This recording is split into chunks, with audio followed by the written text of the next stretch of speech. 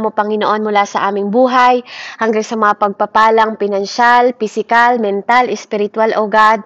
Lord, we are so blessed for you are our Lord and Savior, Father God. You are our protector, Panginoon.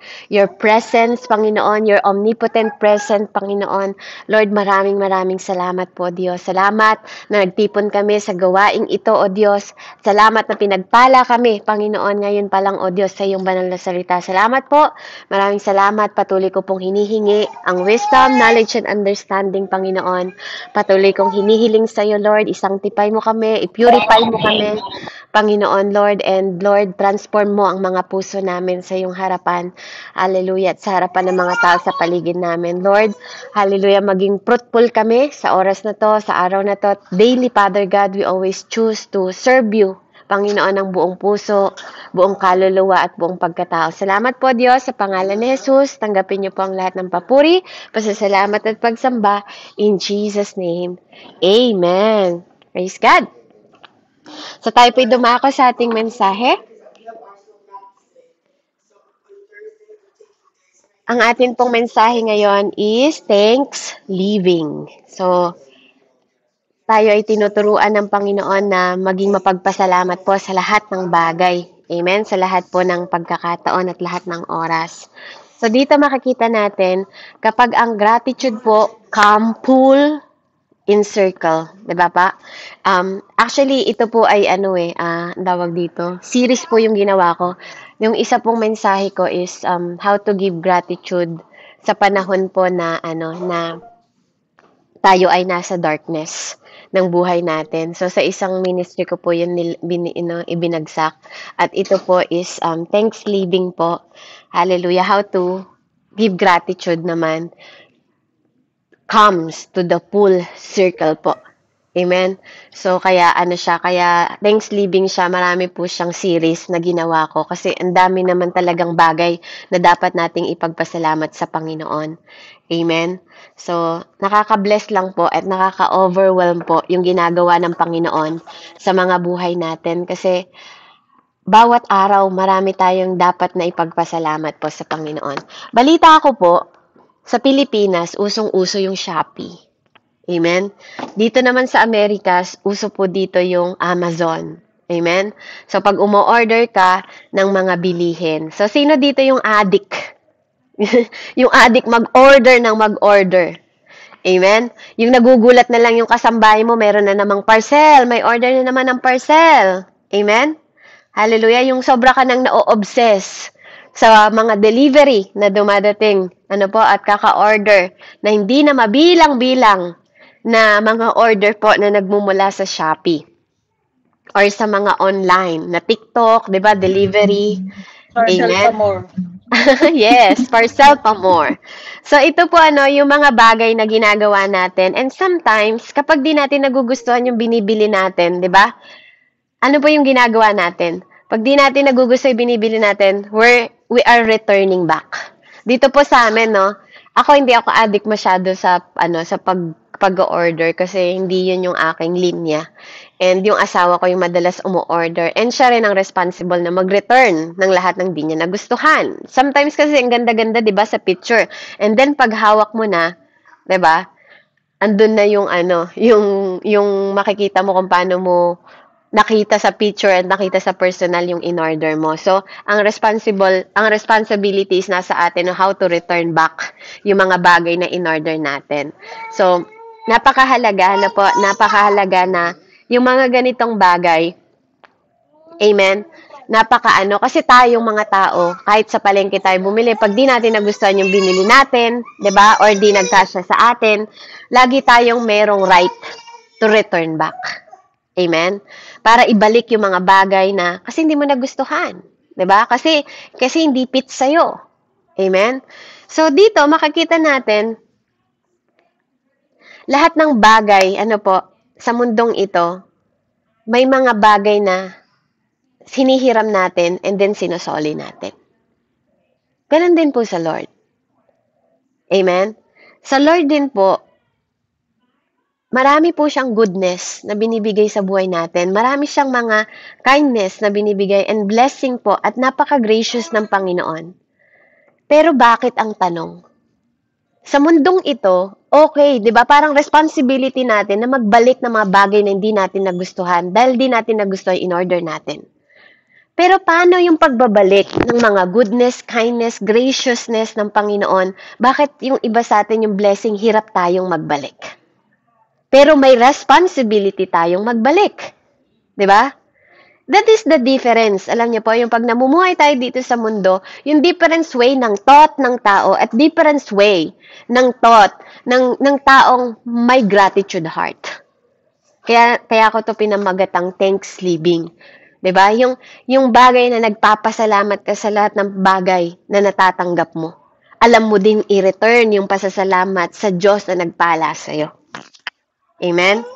So, ito yung God moment. Katulad ng ito yung healthy opportunity na hindi nakikita. At ito yung dapat mabago sa atin. Mabago sa ating mga tao na dapat magkaroon tayo ng mga bagay na lagi nating pinagpapasalamat sa Panginoon. Hindi lang basta dumadating, di ba? O lumilipas. Kundi dapat natututunan natin na magpasalamat sa Panginoon. Amen? Kaya ngayong oras po na to, pag-uusapan natin ang grateful heart na marunong yung buhay na marunong magpasalamat at magbalik ng pasasalamat sa Panginoon. Kasi bakit po? Kapag nandito ka sa moment ng gratitude na alam na you never return. Kapag ikaw ay isang tao na oo nagpapasalamat ka, pero nasa feeling mo lang yung pagbabalik ng pasasalamat, nananatili lang yun feelings. 'Di ba? Na gusto mong magpasalamat pero di mo ginawa. Nananatili lang yun sa puso mo. Pero pag ikaw yung taong marunong ka mag-return ng gratitude, nagiging formation yun. So, mas maganda na hindi mo lang siya nagiging pakiramdam. Amen? Na mas napakaganda po na nagiging become formation po ang iyong pasasalamat. Kasi marunong kang magbalik ng pasasalamat, lalo po sa ating Panginoon. Kaya nga, gratitude comes to the full circle when it return to Jesus and then nag-overflow po ito sa others. Amen? Kaya that's the difference. Yun yung pagkakaiba between being helped, may ED po, yung tinulungan ka, di ba? Hindi. Ang Tagalog ng may ED is natulungan ka. Diba? Yun yung difference between ng natulungan ka, okay, being healed or pinagaling ka, between being healed and being made whole. Diba po? Kaya may pagkakaiba na yung panahon na pinagaling ka lang at ginawa ka niyang whole, pinagaling at ginawa kang buo ng Panginoon. So, meron pong istorya about sa 10 people na nakatanggap ng miracle na nagmula po sa Panginoon, but only one completed the circle. Amen? So, isang tao lang, 10 silang pinagaling, 10 silang nakatanggap ng miracle ng Diyos, pero isang tao lang yung nakatanggap ng wholeness. Amen?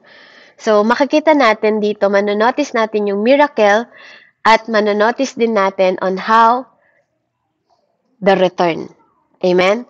So, let's open our Bible po sa Luke 17:11 hanggang 19 po. Amen?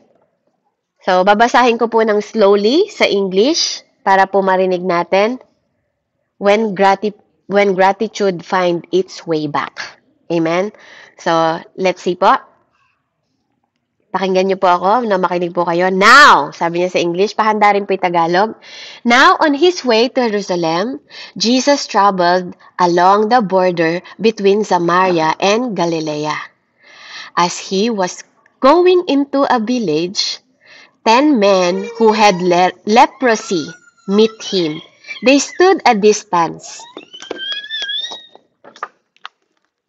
Amen? Sabi niya po dito, they stood a distance and called out in a loud voice, Jesus! Master! Have pity on us! When he saw them, he said, Go! Show yourself to the priest. And as they went, they were cleansed. One of them, when he saw he was healed, come back, praising God in a loud voice. He threw himself at Jesus' feet and thanked him, and he was a Samaritan. Jesus asked, Were not all 10 cleansed? Where are the other 9? Has no one returned to give praise to God except this foreigner? Verse 19, then he said to him, Rise and go. Your faith has made you well. Amen? Sa ibang po, your faith has made you whole. Amen? Pabasa po sa Tagalog, purihin po ang Panginoon sa kanyang banal na salita. Ayan, sige po. Chapter, Sige po.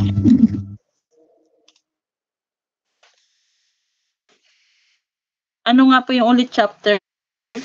Lucas chapter 17 po, verse 11 to 19. 11 to 19. Ito po ang sinabi. Sa paglalakbay ni Jesus papuntang Jerusalem, nagdaan siya sa hangganan ng Samaria at Galilea. Habang papasok na siya sa isang nayon, sinalubong siya ng 10 ketongin. Tumigil ang mga ito sa may kalayuan at sumigaw, Jesus, Panginoon, mahabag po kayo sa amin. Pagkakita sa kanila ay sinabi ni Jesus, lumakad na kayo at magpatingin sa mga pari. Habang sila'y naglalakad, silang lahat ay gumaling at luminis. Nang mapuna ng isa na siya'y magaling na, nagbalik siyang sumigaw ng pagpupuri sa Diyos. Nagpatira pa siya sa paanan ni Jesus at nagpasalamat. Ang taong ito'y isang Samaritano. Hindi ba't 10 ang pinagaling? Tanong ni Jesus, nasaan ang 9? Wala bang nagbalik upang magpuri sa Diyos, kundi ang dayuhang ito? Sinabi ni Jesus sa kanya, tumayo ka na at umuwi. Pinagaling ka na ng iyong pananampalataya. Amen. 19 po. Amen. Praise the Lord. Purihin po ang Panginoon. So dito po makikita natin kung gaano po yung istorya. And makikita natin dito at alam ko po na naiintindihan niyo yung kwento. At napakabuti ng Panginoon kasi talagang yung awa niya po is talaga pong nararanasan natin, 'di ba? Na pag-aralan natin yung about sa grace, mercy ng Panginoon at favor niya sa bawat isa sa atin. So dito po makikita natin that yung blessing dito was delivered, 'di ba po? And one return. At makikita natin dito na yung isa lang po na bumalik, yun yung nakaranas ng wholeness. Sa kanya po nagbigin yung wholeness. So dito, makikita natin, kaya kung ikaw yung tao na lagi kang marunong magbalik ng pasasalamat at yung buhay mo ay talagang namumuhay ka ng laging mapagpasalamat, ano yung nangyayari sa isang taong mapagpasalamat? Number 1 po, gratitude returns to Jesus and restore what life couldn't. Kapag ikaw ay tao na marunong ka magpasalamat sa Panginoon at binabalik mo to kay Jesus, ang nangyayari po, nire-restore nito yung mga buhay na hindi kayang i-restore. Amen? Kaya dito, yung 10 po na nag-cry ng mercy sa Panginoon. Sometimes that is our attitude, di ba? We cry for help sa Panginoon, we cry for mercy sa Panginoon, but when they receive the miracle, only one return around. So yung 10 po na na-cleanse, di ba po, outside ng kanilang katawan. Amen? Nakita nyo po? Yes, nakaranas sila ng outside na kagalingan. Nawala yung kanilang ketong.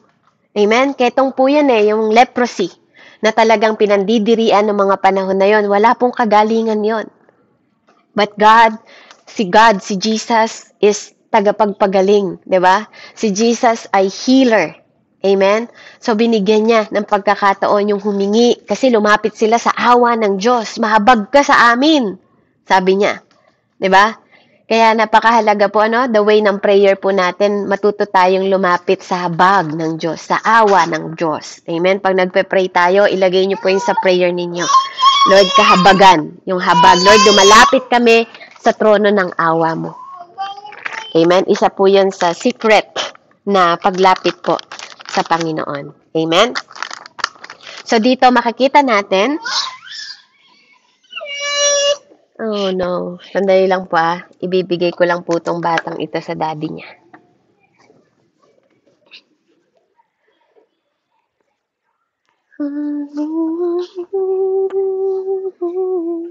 The mountain, there is me love. I am strong when I am on your shoulder. You raise me up when no one else can do. Okay, dear. Just give me 30 minutes.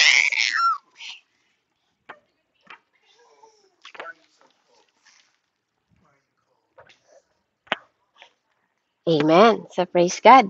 So, makikita natin dito,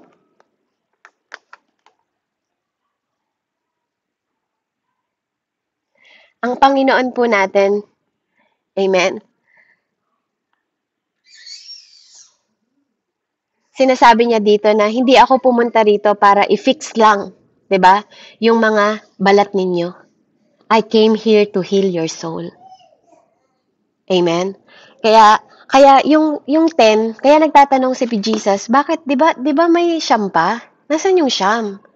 Kasi parang sinasabi niya dito, hindi lang ako nagpunta dito, hindi ko lang gustong pagalingin yung mga balat ninyo. Gusto ko ring pagalingin yung soul ninyo, pero bakit isa ka lang? Bakit iisa ka lang na bumalik? Alam niyo, yun po yung nasa puso ni God, na hindi ko lang gustong pagalingin yung mga balat ninyo para maging makinis kayo at di kayo pandirian ng tao. I came here to heal your soul. Pero dahil isa lang siya na bumalik, 'di ba?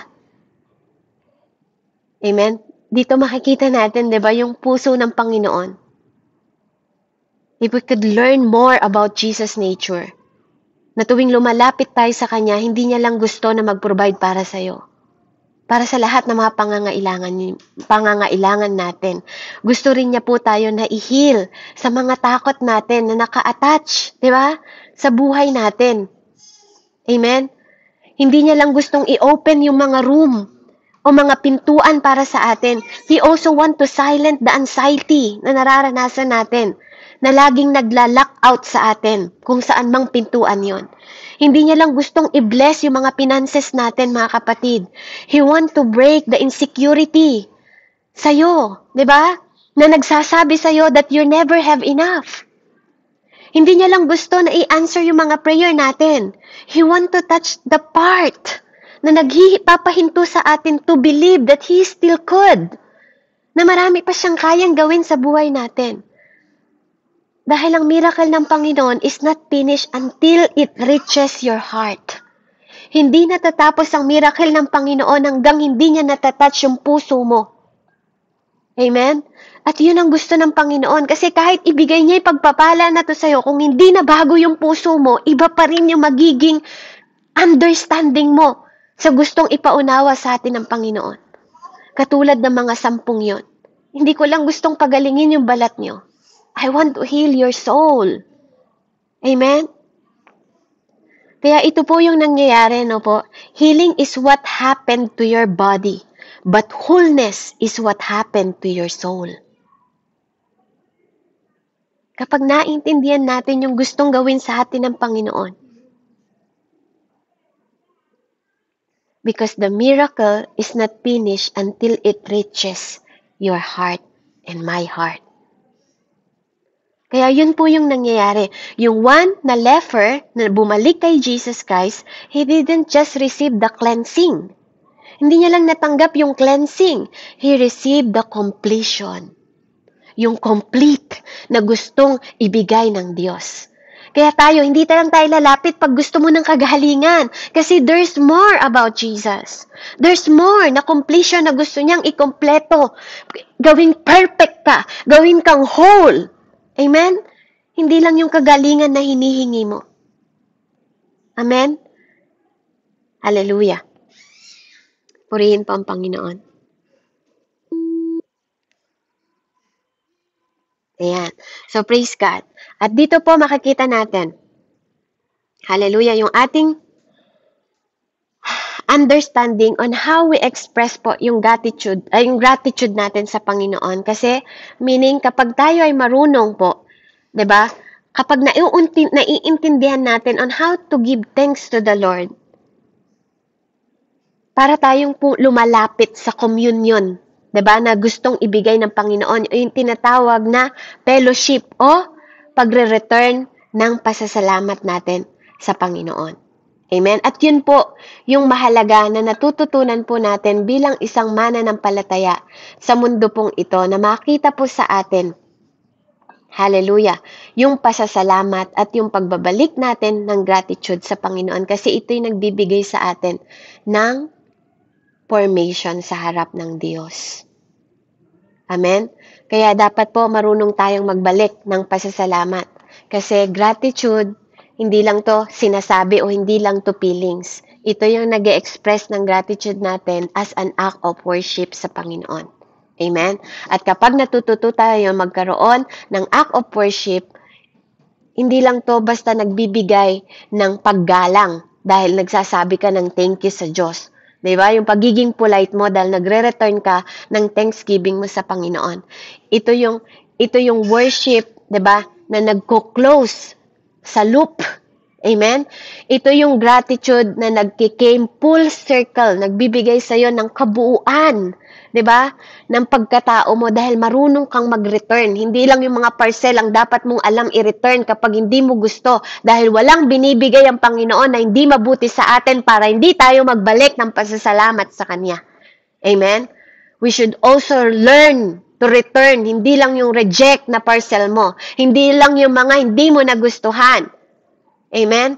Marunong din dapat tayo mag-return dahil walang ibibigay ang Panginoon na hindi makakabuti sa buhay natin.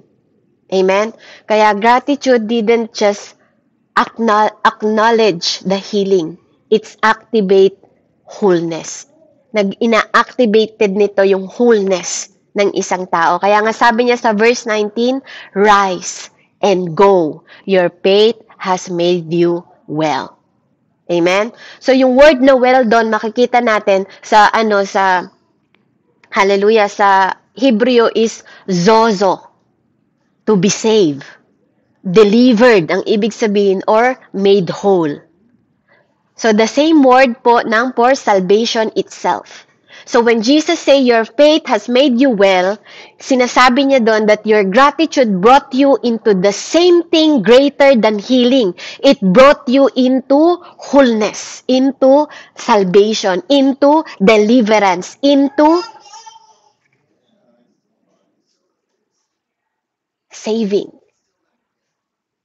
Yun yung nagagawa ng gratitude. Kaya yung 10 people got the miracle, but only one got the meaning.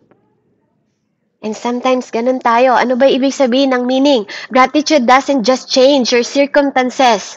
It's restore what your circumstances couldn't.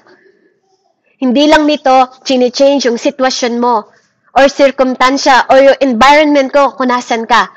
Nire-restore nito. Yung mga circumstances na hindi kayang i-restore ng mundong ito. Kapag ikaw ay taong marunong mag-return ng gratitude at pasasalamat sa Diyos. It means that when you come back to Jesus, you don't just receive the gift. You reconnect with the giver.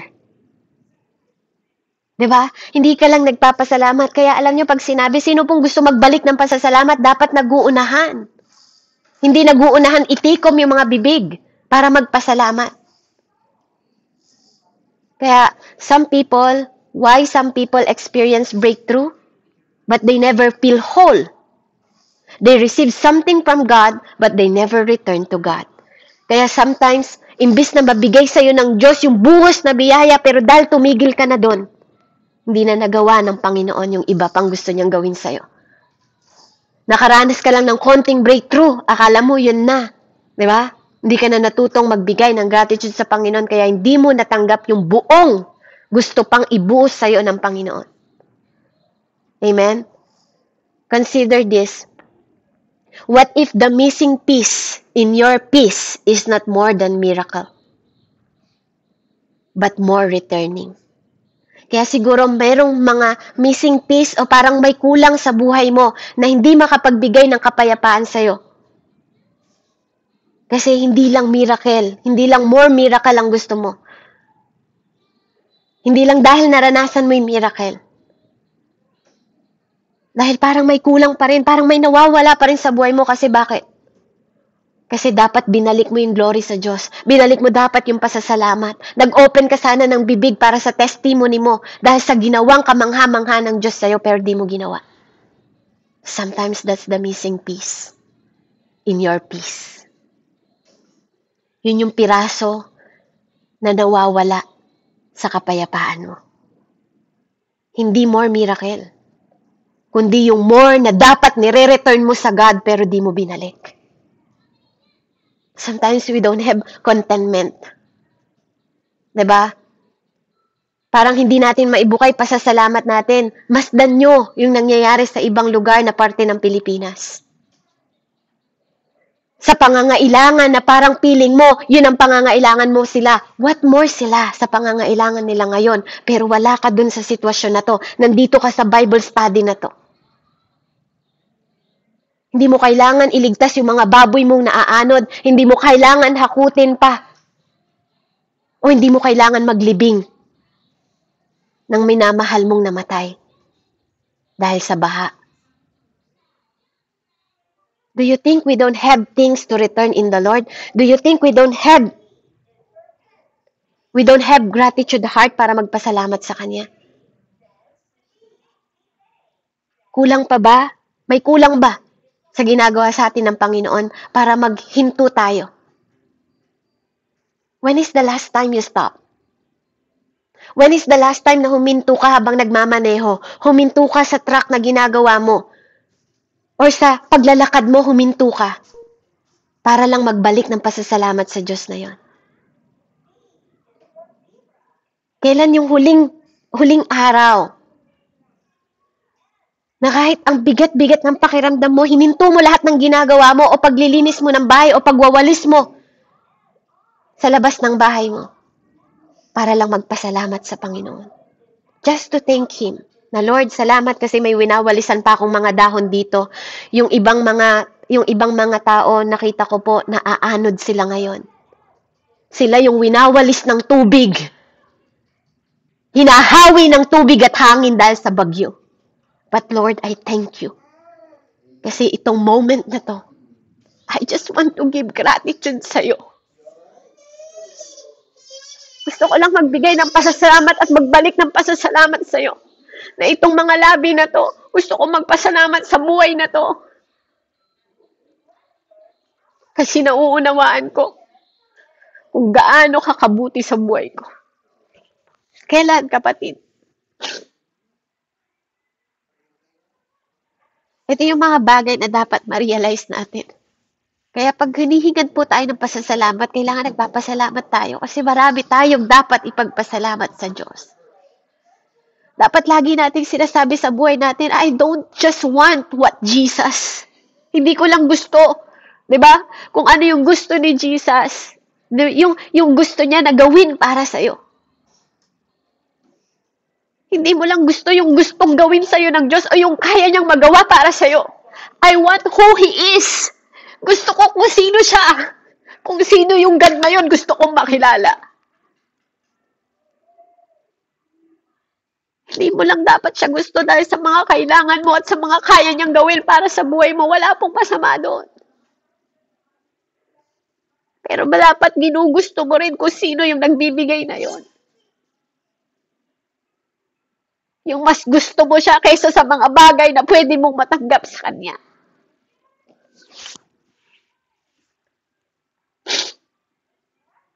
Amen? So, mag-reflection po tayo. Maybe the miracle that you made it through the years. Maybe the healing didn't come the way you expected, but your heart's still beating.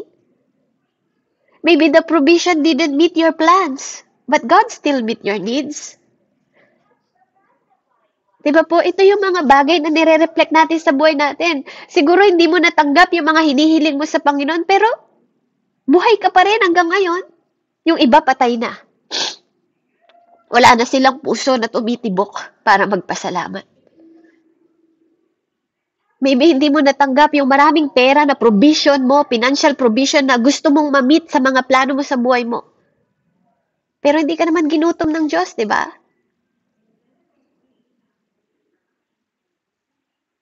Maybe hindi mo natanggap yung mga hinihiling mo sa Panginoon.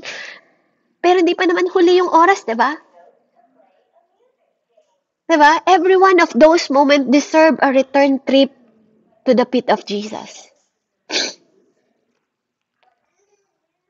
Di ba po? Yung mga pinagaling niya na yon, may mga pagkakataon sila na bumalik sa Panginoon para magpasalamat. At ganun din tayo. Marami tayong moment na dapat tayong bumabalik sa feet of God para magpasalamat because gratitude is not complete until it return.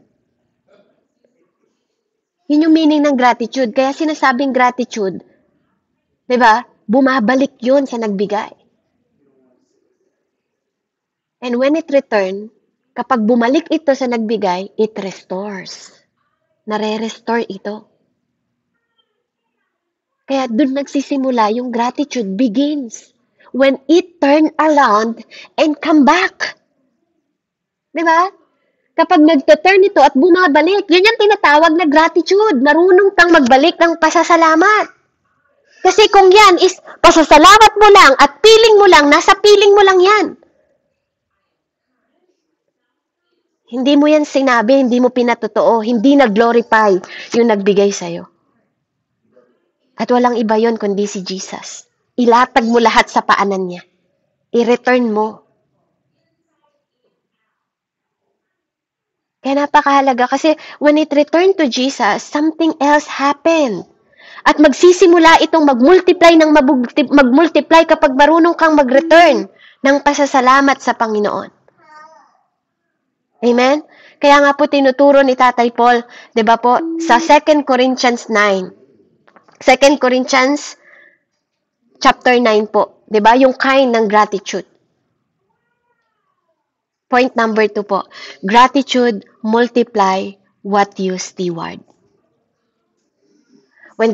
Kapag ang gratitude po is full circle na, it doesn't stop at Jesus' feet. Hindi lang to hihinto sa paanan ng Panginoon. Kapag marunong kang, kapag na-pull na ito, kapag naging whole ka na, hindi lang to humihinto sa paan ng Diyos. Nag-i-start tong mag-flow through your life into the life of others.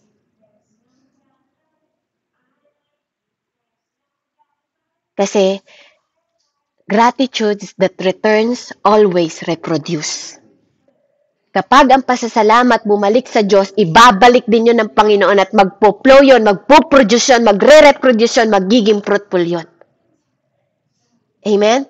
Kaya nga tayo, kapag tayo, di ba, pakibasa po, 2 Corinthians 9, 6 hanggang 8 po.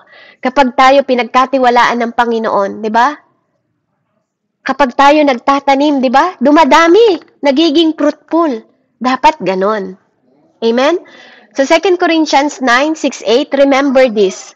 Whoever sow sparingly will also reap sparingly. And whoever sow generously will also reap generously. Each of you should give what you have decided in your heart to give, not reluctantly or under compulsion, for God's love a cheerful giver. And God is able to bless you abundantly, so that in all things, at all times, having all that you need, you will abound in every good works. Amen? Pabasa nga po, 2 Corinthians 9, 6 to 8.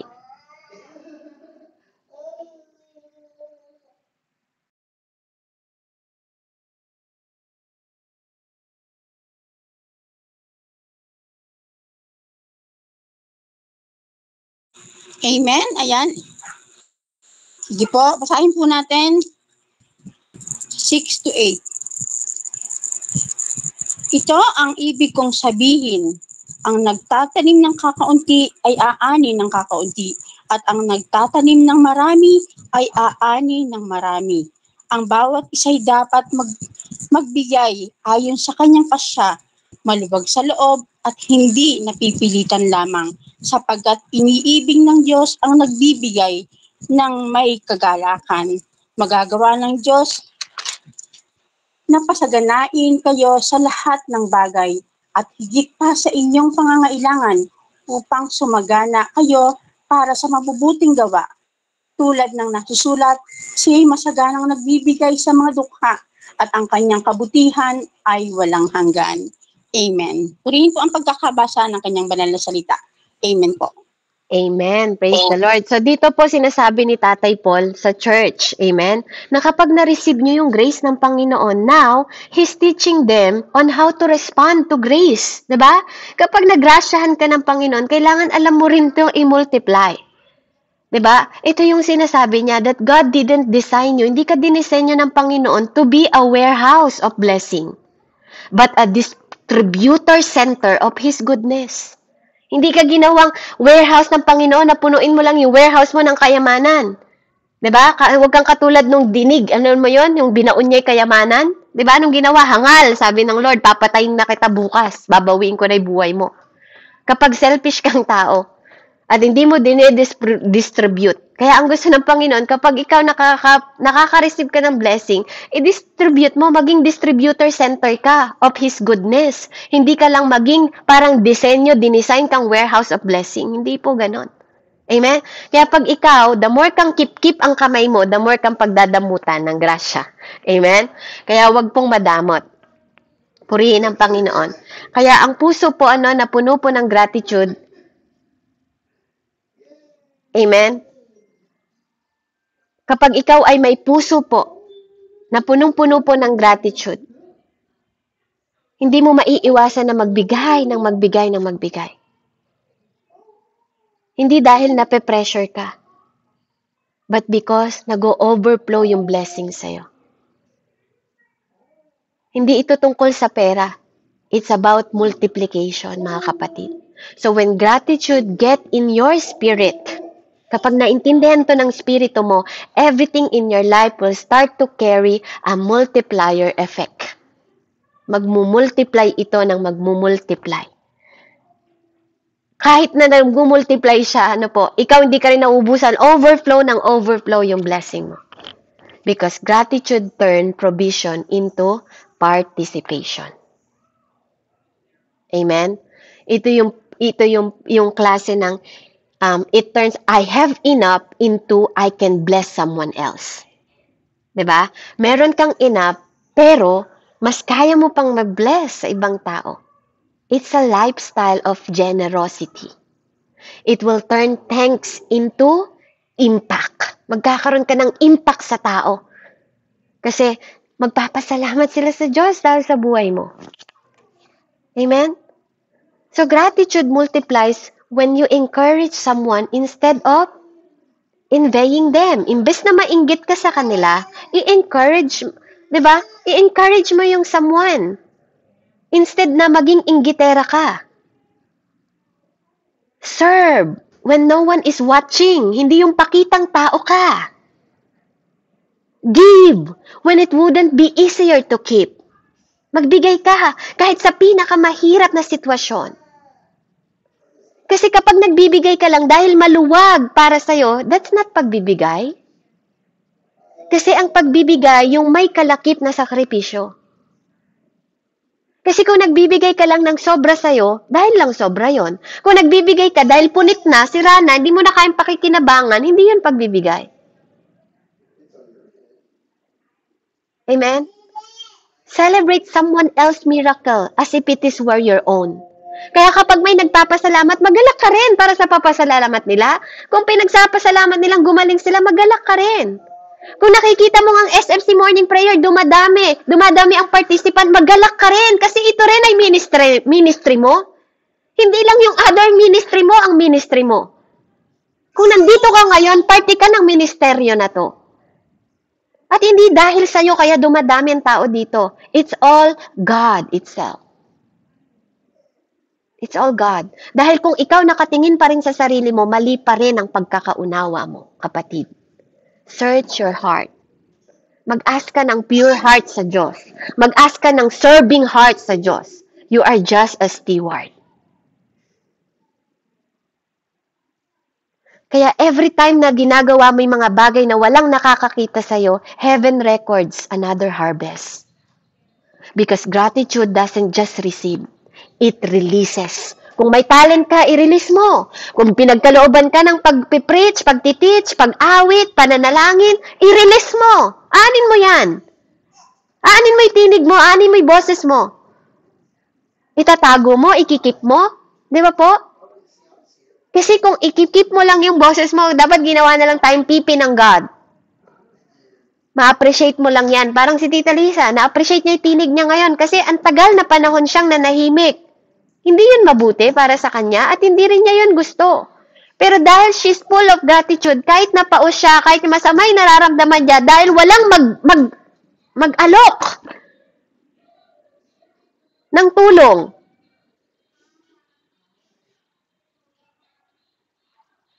but I praise God. Kasi may mga taong andun yung spirit ng willingness. Kasi kung ikaw lang ang aasahan ng Panginoon, you don't have willingness. Ang spirito ang may willingness, hindi tayo. Sabi nga ng Panginoon sa kanyang salita, wala man lang ba kayo kahit isang oras lang, hindi ako masamaan sa pagdadasal? Indeed, sabi niya. Diba? Flesh is weak, but the spirit is willing. So, sino ang willing? Ang spirito pa rin ng Diyos, ang willing tumulong sa gawain niya. Ang espiritu ng Diyos, hindi ikaw. Kaya tahimik ka pa rin hanggang ngayon. Kaya feeling mo parang yung energy mo ang nawa-waste tuwing tumutulong ka at nakikipag-participate ka sa ministry ng God. You're just a steward. Return to God. I-return mo lahat ng pwede mong ibalik para sa Diyos. Para magkaroon tayo ng pribilehiyo na makapaglingkod sa Kanya. I-release mo yan. Hindi mo lang yan nire-receive, nire-release yan. Maybe God bless your business. Not to raise your lifestyle. Hindi yung lifestyle mo, pinaahon lang niya yung business mo, bumili ka na ng bagong bag. 'Di ba? Na, ano ba doon? Ano ba yung mga mamahaling bag, 'di ba? Hindi niya binless yung business mo para ma-raise yung lifestyle mo. Okay lang 'yon. Prinaran lang 'yon na magkaroon ka ng good life. Amen? Pero hindi lang 'yun para doon. Gusto niyang i-raise ni Lord yung level ng generosity mo sa tao. Gusto niyang mag-multiply 'yon. Maybe He brought you to depression. 'Di ba? Pero, you can still walk with someone else para magbigay ng hope sa kanila. Maybe napagdaanan mo yung depression para magbigay ka ng inspirasyon sa ibang tao para magbigay ng pag-asa. Maybe ikaw ay pinagaling o yung pamilya mo ang pinagaling. So you can come to the other house to become shelter o maging shelter ng iba, 'di ba po, para sa restoration nila. God multiplies through those who return with gratitude. You become living proof na ang pasasalamat hindi lang nagtatapos with the word. Nagko-continue to with the works. Hindi lang puro ngaw-ngaw, puro maingay ka lang na lata. Diba? Magaling ka lang pag puro praises para sa sarili mo, pero pag praises sa Panginoon, hindi mo magawa. Hallelujah. Huwag kang magtatapos lang sa word. Dapat may work ka din na pinapakita sa Panginoon. Kasi sabi sa 2 Corinthians 9:11, you will be enriched in every way so that you can be generous on every occasion. And through us, your generosity will result in thanksgiving to God. Di ba? Kapag ikaw ay generous at tumutulong ka sa ibang tao, kapag ikaw ay living proof ng Diyos, magpapasalamat yung mga tao because of you. Magpe-praise sila sa Lord. Magpapasalamat sila sa iyo because sa iyong buhay. Hindi masama yun, kapatid. Hindi yan glory to me. It is glory to God. Depende lang sa mindset mo bilang mananampalataya. Kasi pag ang puso mo madumi, madumi din yung bibig mo. Kaya pag ikaw yung klase ng tao na hanggang ngayon chismosa ka pa rin, hanggang ngayon marumi pa rin ang iniisip mo sa ibang tao, hanggang ngayon daldal ka pa rin, check your heart. Kasi baka naging born again ka lang pero hindi ka na-renew. Na born again ka lang sa salita, hindi sa gawa. Check your heart. Kasi baka hindi pa whole yung tinanggap mo sa Lord. So the circle, yung circle na yun, nagko-completing siya itself. You give, and then someone else gives. Amen? Then thanks, then anong magiging return nun? Glory goes back to God. So gratitude start with you, and then multiplies through you, and then end with God. And with Him. Amen? Kaya, so first, gratitude return to Jesus and restore what life couldn't. And second po natin, then it multiplies through you and magnifies God in others. But there's more. There's more. May more layer pa po. When gratitude keep flowing, kapag nagpapatuloy ang flowing ng gratitude, it doesn't just change people. It begins to transform the atmosphere. Third point po, gratitude speak beyond us. Gratitude speak beyond us. More than. Amen? So when gratitude return to Jesus and multiplies through you, something powerful happen. It starts speaking for you. Magsisimula itong mag-speak sa'yo. Kasi yung buhay mo, magiging living testimony na nagsasabing, look what the Lord has done. Amen? Yun yung sasabihin ng buhay mo. Tingnan mo, yung buhay ko, sabi ni Ate Rosalie. Dapat patay na ako. But because I have great God na nagligtas sa akin sa aksidente na yon, at dito ako sa harapan ninyo ngayon. Because sometimes, kung anong beauty ng gratitude na nagbibigay ng gratitude sa tao, sometimes the loudest sermon you'll ever preach is not from a pulpit. It's from a posture. Kung paano mo tinatayuan yung mga blessing na binigay sa inang Diyos. 2 Corinthians 9:11, sabi doon, you will be enriched in every way so that you can be generous on every occasion. And through us, your generosity will result thanksgiving to God. Diba? New life. Sa New Life version, sabi doon, God give you enough so you can always give to others. Then many will give thanks to God for sending gift through us. Amen? So, para i-praise ko po yun, nagre-result ang thanksgiving to God at ang way saying nito, your gratitude becomes someone else worship. Diba? For example, tinulungan ko si Ate Melda. Magpapasalamat siya sa Diyos sa pamamagitan ng buhay ko at mag-worship siya sa Panginoon kasi nakatagpo niya. Diba? Si Sis Beb na tumulong sa kanya sa biyaya ng Panginoon. Kasi may kakayahan ako. Kung may kakayahan akong magtumulong, di ba? Why not? Kahit nakakaranas ako ng mga pagsubok ko, hindi yan pwedeng maging closed door ko para abutin sa Ate Melda. So when you live thankful, kapag ikaw ay mapagpasalamat, other people will start seeing that. Makikita nila yon through your life. Di ba? Yung gratitude, magiging echo ng grace na nagkikip para sa riffling outward.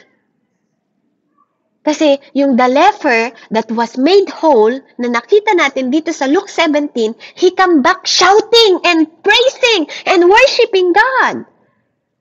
Diba? At lumuhod siya sa paanan ni Jesus. At yun ang nangyayari sa mga tao na mapagpasalamat. Lagi niyang binabalik yung pasasalamat na yon. Lagi siyang sumisigaw at di siya nahihiyang magpasalamat sa Diyos.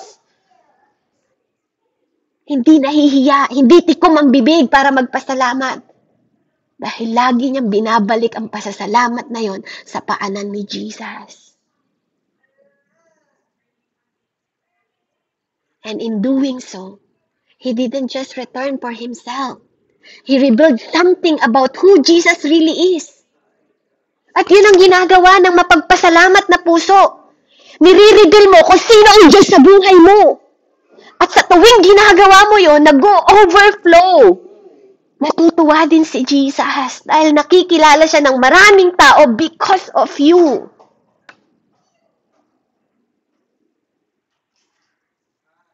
Yung iba, nakakatanggap sila ng miracle. Pero hanggang nandun na lang yung miracle na yon. Nawawalan ng message yung miracle na natanggap nila. Kaya wag tayong maging ganon. Maging katulad tayo ng leper na to na bumalik at naging message. Yung mess ng katawan niya, naging message sa maraming tao. Kaya naniniwala ako kahit saan siya magpunta, tatanungin siya ng mga tao, di ba ikaw yung ketongin? Sino nagpagaling sa'yo? Yes, ako nga yun! Pero ito ang sinasabi ko sa'yo, lumapit ako kay Jesus sa pamamagitan ng awa niya, hiningi ko yung kagalingan, and He made me whole. Sana ganun ka rin. You know how to return. Hindi lang yung mga reject na Shopee mo ang kaya mong i-return o yung mga bagay na hindi mo nagustuhan. Nawa yung mga pagpapala at blessing na ginagawa din sa'yo ng Diyos, pangit at mabuti, nakikita mo yung kagandahan nun. That's what gratitude does. It returns your story into His story. Na yung story ko dati na manginginom, di ba, lalakero, di ba po, mabarkada, nakikabit. Pinagpapasalamat ko yun sa Panginoon. Kasi nung natagpuan ko yung Diyos na yon, yung istorya ko, naging istorya niya. It's not about me anymore. Kaya yung gratitude will speak beyond us, beyond you, beyond me. When we forgive the person who hurt us, magugulat yung ibang tao at papanoorin kanila kung paano mo pinatawad yung napaka-karubal-dumal na ginawa sa'yo ng mga tao na yon. We worship through disappointment. Nagbibigay ito sa someone ng permission na magbigay ng pag-asa again sa buhay nila. We serve quietly. We give faithfully. And stay joyful. At ito yung magpipreach ng gospel louder than any microphone ever could. Yung testimony mo. Because gratitude is not silent. It's not private. It's contagious. Nakakahawa to. Pag ikaw yung klase ng tao mapagpasalamat, nakakahawa yon. So when you live grateful heart, your healing point to His mercy, di ba? Your generosity point to His goodness, and your endurance point to His faithfulness, yun yung manggagaling, yun yung magiging close tayo. Mabubuhay tayo ng grateful, magiging closer tayo sa Diyos. Kasi na-appreciate natin lahat ng mercy niya, ng goodness niya, ng faithfulness niya sa buhay natin. And same to God who started the miracle into you. Kaya gamitin mo yung buhay mo to multiply miracle around you. That's when gratitude comes full circle from gift to giver to glory. Amen? Hallelujah. Ulitin ko po. That's the gratitude comes full circle from gift to giver to glory. So maybe today, God is calling you to come back sa Kanya. Not because you've done anything wrong, but because He wants you to finish the circle. So come back in His feet and say, I just come back to say thank you, Lord. Thank you for what you've done. Thank you for you're still doing the good things in my life. Thank you that even when I don't see, you're still good. Amen? So purihin po ang Panginoon. Hallelujah. Let's pray. Heavenly Father, marami pong salamat Salamat po sa kabutihan mo, salamat sa kadakilaan mo, salamat sa lahat ng ginagawa mo sa buhay namin. Ama, salamat po na binibigyan mo kami ng understanding at wisdom at pangunawa kung paano kami maging mapagpasalamat sa lahat ng bagay na ginagawa mo sa buhay namin. Dakilang Ama, maraming salamat po sa oras na to. Purihin ka, dakilain ka, lulatiin ka sa pangalan ni Jesus. Amen and amen. Marami pong salamat sa Panginoon, and like I said po, purihin ang Diyos.